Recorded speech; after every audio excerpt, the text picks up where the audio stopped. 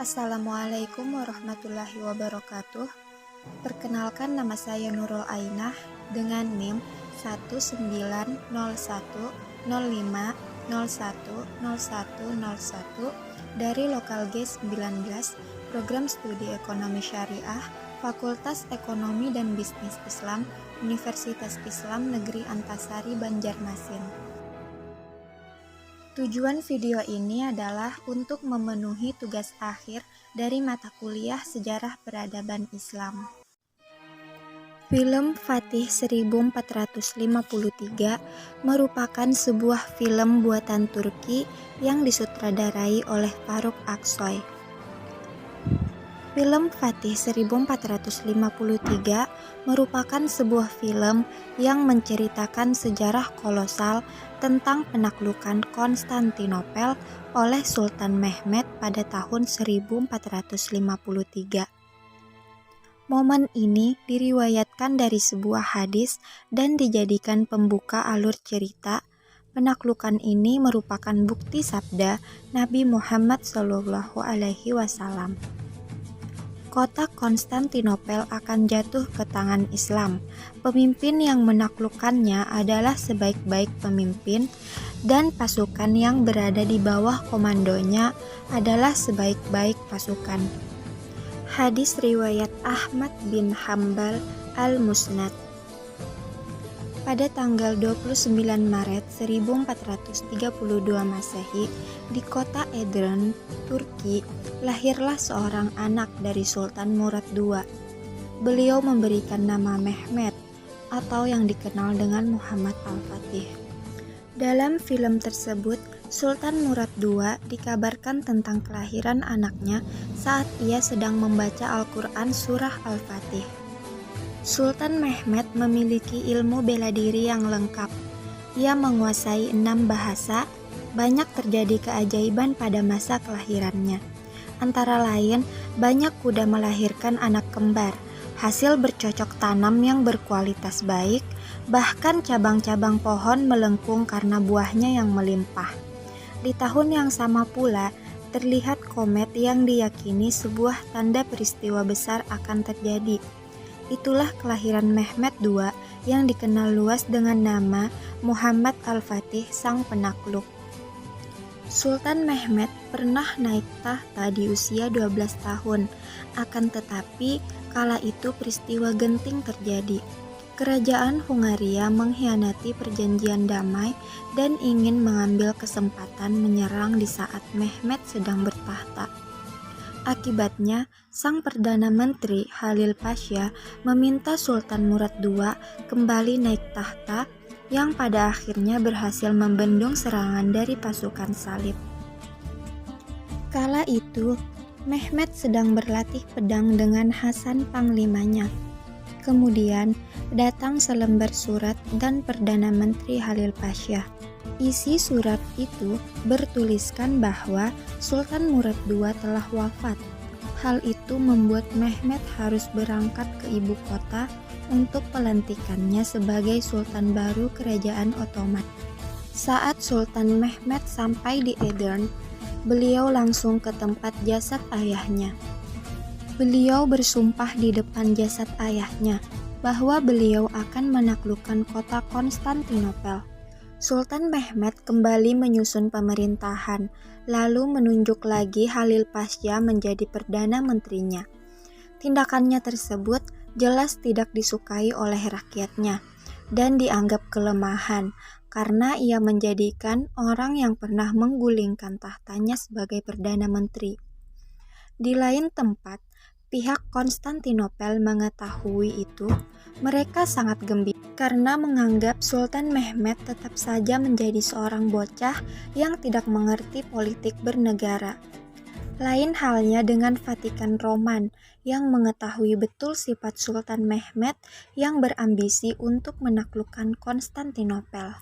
Di awal masa pemerintahan kedua Sultan Mehmed, banyak penduduk yang meragukan kepemimpinan beliau karena sebelumnya beliau pernah digulingkan dari kekuasaannya, serta beliau mengangkat Halil Pasha sebagai Perdana Menterinya, orang yang telah menggulingkan dari tahtanya.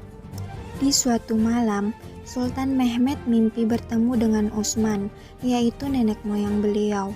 Dalam mimpi tersebut, Utsman berpesan bahwa Sultan Mehmedlah yang akan membuat kekaisaran Turki menjadi lebih besar, serta beliaulah pemimpin yang telah diramalkan Rasul untuk menaklukkan kota Konstantinopel.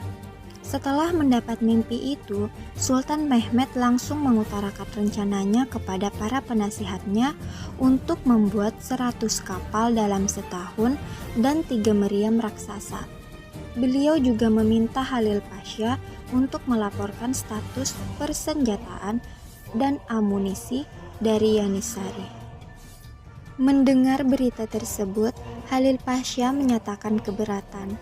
Menurut Halil Pasha, rencana tersebut hanya akan membuat kekuasaan semakin menyusut. Namun, sanggahan tersebut ditolak mentah oleh Sultan Mehmed karena menurut beliau, hidup untuk mencatat sejarah, bukan untuk seorang pengecut. Pada tahun 1452 Masehi, Sultan Mehmed mulai membangun benteng di Bogaskesen untuk mencegat semua bantuan yang datang dari Laut Hitam untuk Konstantinopel. Kabar mengenai pembangunan benteng pun akhirnya diketahui Kaisar Konstantinopel beserta kerajaan Kristen lainnya. Mereka berencana membentuk tentara yang tangguh untuk mengurungkan niat Sultan Mehmed. Namun ketika itu kondisi Prancis dan Inggris saling berperang, sedangkan Jerman sedang menghadapi konflik internal negaranya. Kondisi mereka tertekan, tidak ada pilihan lain kecuali penggabungan gereja Ortodoks terhadap Katolik. Selain itu, Kaisar Konstantinopel memerintahkan Adipati Notaras untuk menyuruh Urban membuatkannya meriam besar, namun Urban menolak dan ia diancam dibunuh dan berhasil diselamatkan oleh Hasan. Sebagai tanda jasa, Urban memenuhi permintaan Sultan Mehmed untuk membuat meriam raksasa yang belum pernah ada sepanjang sejarah. Pada tahun 1452, kapal dagang Genoa ditenggelamkan oleh pasukan Sultan Mehmed di Bogaskesen. Hal ini membuat Kaisar Genoa murka dan mengirim tentara bantuan ke Konstantinopel yang dipimpin oleh Giustiniani dengan melewati laut yang dibantu oleh Paus untuk membantu melawan serangan dari tentara Sultan Mehmed. Setelah semua perlengkapan sudah siap, Sultan Mehmed mengatur strategi perang termasuk dengan mengirimkan hadiah kepada Kaisar Hungaria. Sedangkan di pihak Kaisar Konstantinopel memasang rantai besar raksasa di bagian Golden Horn, tembok terlemahnya, sehingga tidak mungkin kapal-kapal untuk melintas dan menyerang tembok. Sebelum berangkat ke medan perang, Sultan Mehmed menulis surat untuk istrinya dan melaksanakan sholat, serta meminta restu kepada istri dan anaknya. Pengepungan pertama yang dilakukan oleh Sultan Mehmed pada hari Jumat 6 April 1453 Masehi dengan membawa 250.000 prajurit. Sebelum melakukan penyerangan, Sultan Mehmed memberikan pilihan kepada Kaisar Konstantinopel, apakah mau menyerah atau perang. Kaisar Konstantinopel dengan angkuhnya memilih perang. Peperangan pun tidak dapat dihindarkan. Pada hari itu juga, meriam Basilisa pertama kali digunakan dengan membuat celah pada tembok Konstantinopel. Namun celah tersebut berhasil ditutup oleh pasukan Konstantinopel. Peperangan hari pertama dimenangkan oleh Konstantinopel. Setelah 5 hari, penyerangan pertama Sultan Mehmed memerintahkan kepala penggali Mustafa untuk membuat terowongan. Namun hal tersebut diketahui oleh pasukan Konstantinopel. Setelah 12 hari penyerangan pertama, Sultan Mehmed memanggil Hasan untuk melakukan serangan kedua pada malam hari. Serangan ini juga gagal dan hampir membuat Hasan tewas dalam serangan ini. Pada hari ke-40, ada 3 kapal bantuan untuk Konstantinopel berhasil melewati pertahanan pasukan Sultan Mehmed. Hal tersebut membuat Sultan Mehmed menjadi frustasi dan mengurung diri. Halil Pasha dan Ibrahim juga berencana ingin berkhianat dan kembali ke Edirne. Namun dia dikecam oleh Zaganos Pasha dan menyatakan bahwa Sultan Mehmed akan memenggal kepala Halil Pasha jika dia melaksanakan niatnya. Pasukan Sultan Mehmed juga merasa frustasi dan menganggap Sultan Mehmed buta. Tetapi Hasan datang dan marah kepada pasukannya yang mau berkhianat. Di tengah kefrustasian Sultan Mehmed, datanglah gurunya Syekh Agung Samseddin. Syekh Samseddin mengajak Sultan Mehmed untuk mengunjungi makam Abu Ayyub al-Ansyari yang terletak dekat tembok Konstantinopel. Abu Ayyub pernah ikut serta dalam pengepungan Konstantinopel bersama pasukan Islam. Beliau tidak pernah meninggalkan tempat tersebut hingga akhir hayatnya. Syekh Agung berpesan kepada Sultan Mehmed agar tidak menyerah. Karena apabila Sultan Mehmed tidak melakukannya sekarang, beliau tidak akan pernah bisa melakukannya lagi. Setelah itu, Sultan Mehmed menemukan strategi yang sangat luar biasa. Pada malam hari, Sultan Mehmed memerintahkan pasukannya menyeret kapalnya melewati jalan darat ke Teluk Golden Horn, tempat terlemah Konstantinopel. Strategi tersebut tidak pernah ketahuan oleh Konstantinopel sehingga membuat pasukan Konstantinopel panik.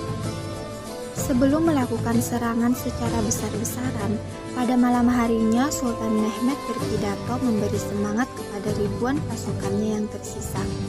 Salah satu kata-katanya, dalam pidato tersebut, kemuliaan hanya bisa dicapai dengan keyakinan. Setelah pagi, pasukan Sultan Mehmed melakukan sholat duha berjamaah yang dipimpin sendiri oleh Sultan. Setelah itu, kepala penggali Mustafa akhirnya berhasil meledakkan tembok Konstantinopel dengan cara meledakkan diri lewat terowongan yang mereka buat. Akhirnya tembok Konstantinopel berhasil diruntuhkan, sehingga pasukan Sultan Mehmed bebas menerobos masuk. Hasan berhasil membunuh Giustiniani, tentara elit Romawi yang membantu Konstantinopel. Hasan berhasil mengibarkan bendera Utsmaniyah dengan anak panah di tubuhnya. Akhirnya Hasan tewas setelah mengibarkan bendera, meninggalkan Hera dan anaknya yang berada dalam kandungan. Kaisar Konstantinopel dikisahkan gugur dalam peperangan. Sejak saat itu, wilayah Konstantinopel resmi diambil alih kembali oleh Muslim. Sultan pun memberikan kebebasan beragama kepada rakyat Konstantinopel. Konstantinopel saat ini telah berganti nama menjadi Istanbul, yang berarti kota Islam. Sejak penaklukan, kota ini kemudian dijadikan ibu kota oleh Kerajaan Ottoman hingga keturunannya. Adapun kekurangan dari film ini adalah banyaknya adegan yang dibuat ala Hollywood dan vulgar. Contohnya, setelah mengalahkan armada Laut Mahmud, Kaisar Konstantin merayakan pesta dengan menampilkan adegan wanita yang sedang menari dengan pakaian transparan. Kaisar Konstantin dan para penganutnya memang tidak menganut agama Islam. Tetapi sebaiknya sutradara mempertimbangkan sasaran penontonnya, karena kemungkinan mayoritas penonton adalah Islam. Selain kekurangan tersebut, banyak juga sisi positif dan hikmah yang dapat diambil dari film Fatih 1453, yaitu dalam hal ibadah, Muhammad Al-Fatih tidak pernah meninggalkan ibadah-ibadah wajib dan sunnah seperti sholat berjamaah, sholat rawatib, dan sholat malam. Sebagian besar pasukannya juga tidak pernah meninggalkan sholat berjamaah dan ibadah sunnah. Dalam hal pendidikan, Sultan Muhammad Al-Fatih menerima berbagai disiplin pendidikan terbaik saat itu. Dalam hal kepribadian, Sultan senantiasa bertawadu dan rendah diri. Beliau juga mempersiapkan persiapan yang sangat matang dan juga teknologi terbaik saat itu. Sultan Muhammad II memiliki teknologi militer terbaik di dunia saat itu, yakni meriam. Senjata tersebut mampu menjebol bahkan dinding benteng super tebal Konstantinopel. Adapun makna yang terkandung dalam film Fatih 1453 adalah Islam tidak semata-mata menghalalkan perang, karena dalam Islam ada etika-etika melakukan perang, dan dengan semangat untuk membela kebaikan di jalan Allah atau yang biasa disebut dengan berjihad di jalan Allah dan dilandasi dengan niat yang baik, maka akan memperoleh hasil sebagaimana yang diinginkan. Terima kasih sudah menonton video ini. Satu hal petuah dari Sultan Mehmed yang berbekas adalah menulis sejarah tidak diperuntukkan untuk seorang pengecut. Wassalamualaikum warahmatullahi wabarakatuh.